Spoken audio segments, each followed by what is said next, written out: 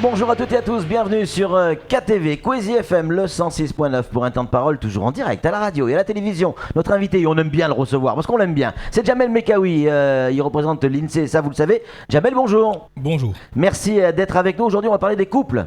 Oui, tout à fait. Hein, c'est ça, je me trompe pas. Vous avez fait une enquête très sérieuse, alors c'est vrai que ça prête à sourire au premier... Pas votre enquête, mais quand on parle de couple, de suite, mais c'est une enquête très sérieuse qui m'amène déjà à la première question. À quoi sert cette enquête ? Oui. Donc c'est vrai que le sujet paraît plus léger que le sujet habituel. Oui. Mais évidemment, la constitution des couples, la mise en couple, c'est le lien social par excellence. Oui. Qui explique toutes les naissances, les constitutions de valeurs, et ainsi de suite. Donc il est important d'avoir ces éléments pour mieux comprendre la société. Et de manière générale, ça nous permet de plus en plus de comprendre les éléments référents de la société qu'on ne connaissait pas par ailleurs. Donc c'est un élément constitutif de cette connaissance qui va permettre de mieux adapter les politiques publiques. Alors par exemple, quel chiffre faut retenir sur cette enquête ? Qu'est-ce qui sort du lot en fait ? Oui, alors il y a 4 grands messages, un petit peu différents. Alors d'abord, le premier message, c'est la proportion de personnes qui sont en couple en fonction des différentes catégories d'âge. Alors il y a une chose qui est intéressante, c'est qu'à Mayotte, par rapport à la référence France entière, les femmes se mettent en couple plus tôt. Donc on le sait à peu près, mais là on arrive à le quantifier. Quel âge ? Alors on a 7% des femmes de moins de 20 ans qui sont en couple, 41% des femmes entre 20 et 24 ans qui sont en couple, et ça augmente progressivement. Et là où le message devient très intéressant et très différent du niveau national, c'est qu'à partir de 30 ans, la proportion de femmes en couple est inférieure au niveau national. En particulier, à 30 ans, 68% des femmes sont en couple, contre 72% au niveau national. Pour bien comprendre, être en couple, ça veut dire quoi ? Ça veut dire être marié, ou vivre maritalement, ou pacsé, ou en concubinage tout simplement ? C'est simplement se déclarer être en couple. D'accord, c'est être en couple. Être en couple. Être marié religieusement ou pas ne rentre pas ? Indépendamment du statut social et du statut légal associé. Ok, d'accord. Et ce qui est intéressant, donc du coup à Mayotte, toujours pour en revenir aux femmes, c'est que après 30 ans, la part des femmes en couple diminue. Et en particulier, elle chute drastiquement après 45 ans. Ouais. Et c'est un schéma très différent de la France. En France, la mise en couple des femmes progresse continuellement et diminue après 65 ans, généralement à cause du veuvage. Ouais. Là, on n'est pas dans un schéma pareil. On voit que ça diminue et c'est très certainement en lien avec un autre message qu'on porte dans l'étude, les écarts d'âge entre les hommes et les femmes. Ah oui. Et oui, forcément. Alors, du coup, ce qui est intéressant, je continue sur l'autre sujet, c'est que l'écart d'âge en moyenne entre hommes et femmes à Mayotte se situe à 6 ans. Les hommes sont plus âgés en moyenne de 6 ans. C'est 2 ans et demi en France. C'est ça. Et en particulier, le fait d'avoir 15 ans de plus que sa conjointe n'est pas un cas rare. 14% des couples. C'est 2% des cas en métropole. Donc, on a sensation que les hommes plus âgés n'épousent pas ou ne sont pas en couple à Mayotte, donc ça c'est démontré, des femmes du même âge qu'eux. Alors, donc c'est important, vous voyez, c'est le côté sociétal, comment on vit. Mais justement, donnez-nous un exemple concret. Ok, on vient d'apprendre que la différence d'âge entre un homme et une femme à Mayotte est de 6 ans et demi, c'est ça ? 6 ans. Ok. À quoi ça sert de savoir ça ? C'est important, c'est-à-dire que typiquement vous vous retrouvez avec des femmes âgées, plus âgées, âgées étant un terme un petit peu connoté en fonction de ce qu'on considère, des femmes âgées qui se retrouvent sans mari. Donc c'est intéressant de savoir que, par exemple, ces femmes-là qui ont souvent des enfants à la maison, n'ont pas de conjoint ou ne se déclarent pas en couple. D'accord. Donc, par rapport aux structures, ce n'est pas un phénomène. Par exemple, au niveau des autres départements d'outre-mer, souvent, il y a le phénomène des familles monoparentales qu'on avait évoqué précédemment qui s'applique pour les femmes jeunes. Ici, on a des femmes plus âgées qui sont seules, mais qui ont aussi des enfants à charge encore. Donc, ça peut être une information importante pour la partie sociale de notre île. Tout à fait. Ce n'est pas l'apanage des jeunes femmes d'être seules ou de ne pas être en couple et d'avoir des enfants à charge. Il y a eu, vous disiez tout à l'heure, 4 messages différents, on a abordé 2 je crois. Oui. Alors un message intéressant il me semblait, c'est la mixité en termes de lieu de naissance. Mixité en termes de lieu de naissance, ça veut dire quoi ? Plus précisément, on regarde où sont nés, quand les personnes sont en couple, où sont nées les 2 personnes, l'homme et la femme. Oui. Et on découvre, et ça c'est intéressant à Mayotte, qu'on a beaucoup de couples mixtes au sein de lieu de naissance. Donc en particulier, il y a à peu près un tiers des couples dont une personne est née en France et une personne est née à l'étranger, principalement aux Comores évidemment. Donc ça veut dire que les liens, en tout cas d'union entre les Comores et la France sont très forts. Et en particulier, si on regarde Mayotte simplement, alors je vais parler de la France entière, on regarde que Mayotte, il n'y a que 28% des couples où les deux personnes sont nées à Mayotte. Donc très nettement minoritaire. Eh oui. Donc c'est intéressant par rapport. Il y a toujours ce débat du lien avec la zone océan C'est Indien, vrai, c'est Comores, vrai. Madagascar, la France. Ouais. Quand on voit par le biais du couple, on voit que les liens sont très très très forts. Ouais. Et en particulier que le nombre de couples où les deux personnes sont nées à Mayotte est nettement minoritaire. Les enfants, dès qu'on est en couple, on se rend compte que très vite, il y a un bambin derrière. Hein. Et tout à fait. Là aussi, c'est le quatrième message, ou le troisième message en l'occurrence, c'est que dans le modèle sociétal de Mayotte, très rapidement, la mise en couple est accompagnée d'un enfant. Alors, même pour les couples les plus jeunes, c'est-à-dire qu'on prend le nombre des couples des moins de 20 ans. En métropole, les couples de moins de 20 ans, bon, qui sont minoritaires, mais les couples de moins de 20 ans, dans 80% des cas, sont sans enfants. À Mayotte, ces mêmes couples sont dans 27% des cas sans enfants. Donc c'est inversé.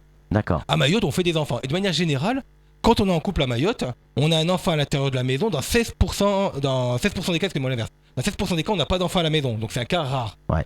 En France, dans 50% des cas, un couple n'a pas d'enfant à charge.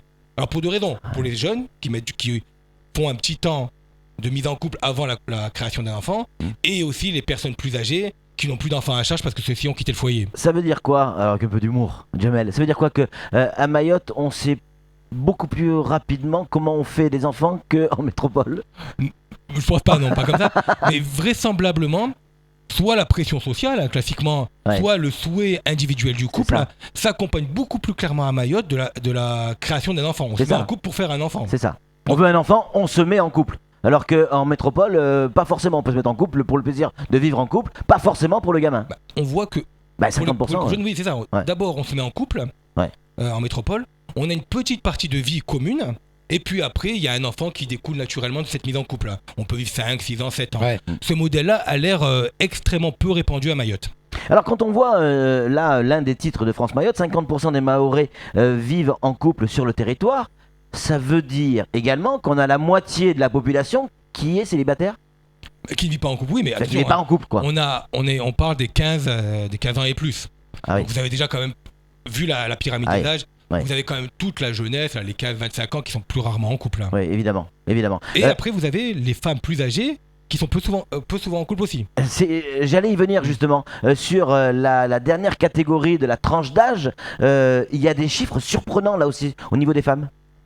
Oui, ça veut dire qu'on a... En fait, il y a une vraie inégalité homme-femme. Ouais. Donc les hommes, une fois qu'ils prennent de l'âge, à partir de 35 ans, se mettent en couple. Et le reste, je dirais jusqu'à leur mort. Ils sont toujours à plus de 80% à être en couple jusqu'à plus de 80 ans. Pour les femmes, c'est différent. À partir de 30 ans, la proportion de femmes en couple diminue. Et il devient... Mais comment on l'explique? Ça veut dire quoi? Elles deviennent veuves, divorcées, séparées Alors, on n'a pas le parcours de vie. L'enquête migration famille vieillissement que l'on fait actuellement devrait nous permettre d'éclairer ce débat. On a comme hypothèse deux choses. Bon, classiquement le veuvage, mais plus fréquemment, ça c'est plutôt un ressenti qu'une statistique, c'est qu'à Mayotte, il y a beaucoup de séparations, divorces, remises en couple. Et dans ces remises en couple, on ne remet pas en couple avec une personne du même âge. Quand je vous prends les plus de 60 ans, c'est intéressant, les plus de 60 ans, à 38% des cas, les hommes sont avec des femmes 15 ans plus jeunes qu'eux. Et les plus de 75 ans, mais qui sont totalement minoritaires, là, c'est plus de 60% des cas. Donc quand on devient un homme plus âgé, est avec une femme beaucoup plus jeune que lui dans un grand nombre de cas. 15 ans de moins. 15 ans de moins, oui. Donc on a pris un chiffre assez énorme. 15 ans, c'est beaucoup. Mais à Mayotte, c'est pas un phénomène rare du tout. C'est clair. Alors qu'en métropole, si je vous donne le même exemple, on a 4%. Donc on n'est pas du tout dans les mêmes ratios pour les 60 ans et plus. Flo, une réaction? Oui, on le disait tout à l'heure, souvent les hommes sont plus âgés dans ces statistiques-là que leurs compagnes. Ça veut donc dire que les hommes se mettent en couple plus tard que les femmes pour la première fois? Oui, tout à fait. Ce qui veut dire qu'on a une masse de jeunes hommes célibataires. Est-ce qu'en termes économiques c'est intéressant? Est-ce que c'est sociétal par rapport à la cérémonie du mariage? Est-ce que ça incombe ou... En fait, ce qui est intéressant, c'est que pour les hommes, en fait, on a un comportement très proche, en tout cas pour les jeunes hommes, de la métropole, de la France en général.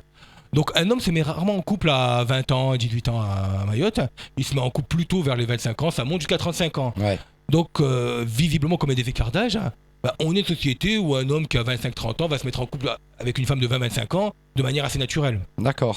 Donc c'est pas forcément, je sais pas s'il y a des liens avec le budget, etc. Moi j'ai plutôt tendance à penser qu'il y a un phénomène sociologique fort là-dessus.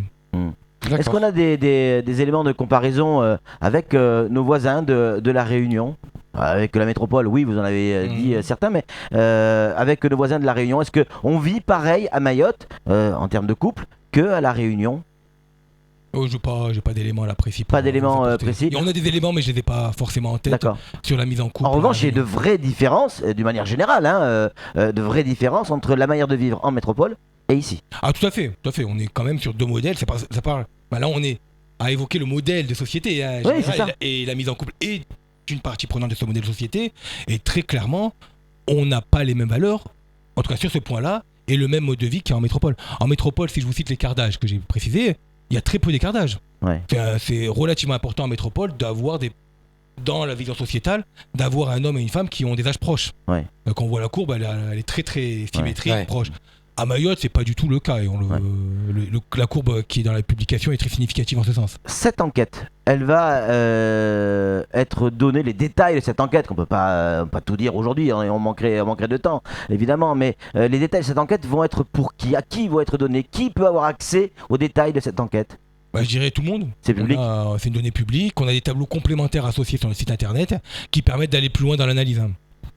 Flo? Oui, mais justement, pour poursuivre la question de Patrick, au premier chef, ça intéresse qui? Est-ce que vous savez déjà qui est intéressé? Ne serait-ce que des grosses administrations, par exemple, parce qu'en termes de, par exemple, pour la Sécu, c'est des éléments importants en termes d'allocation pour l'avenir, de savoir si les femmes sont veuves plus tôt, etc. Oui, forcément, ça intéresse les partenaires sociaux en premier lieu, caisse de sécurité sociale. Ouais. Alors, elle est moins pertinente que la publication famille, qui parlait de D'accord. famille monoparentale où j'étais venu précédemment. C'est vrai. Mais moi, j'irais plus loin, je dis que elle apporte une connaissance générale. Aujourd'hui, à Mayotte, jusqu'à présent, on était quand même un peu démunis de connaissances. Ouais. Là, on commence à bien connaître, à bien voir C'est le vrai. périmètre. Et nous, ce qu'on attend, ce qu'on espère, en tout cas à titre personnel pour Mayotte, c'est que maintenant, je dirais plus des sociologues s'emparent du sujet. Parce qu'il faut arriver à comprendre quels sont les mécanismes C'est ça. de la société. Pourquoi à Mayotte, un homme est plus âgé qu'une femme?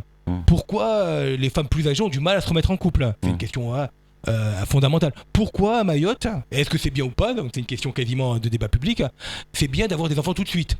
Parce que si on a des enfants tout de suite et qu'on divorce, par exemple, les enfants, on se retrouve, et ça fait le lien avec l'étude précédente, en famille monoparentale.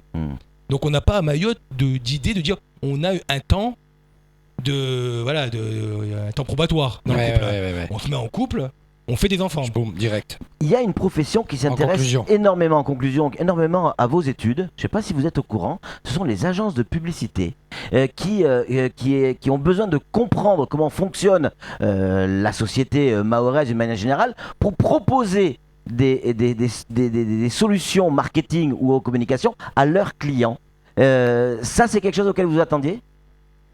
Pas forcément, mais à la limite que le marketing ait besoin d'analyse sociologique. C'est la base, évidemment. Bien sûr, Pour mieux vendre un produit, il vaut mieux connaître la population à laquelle on parle.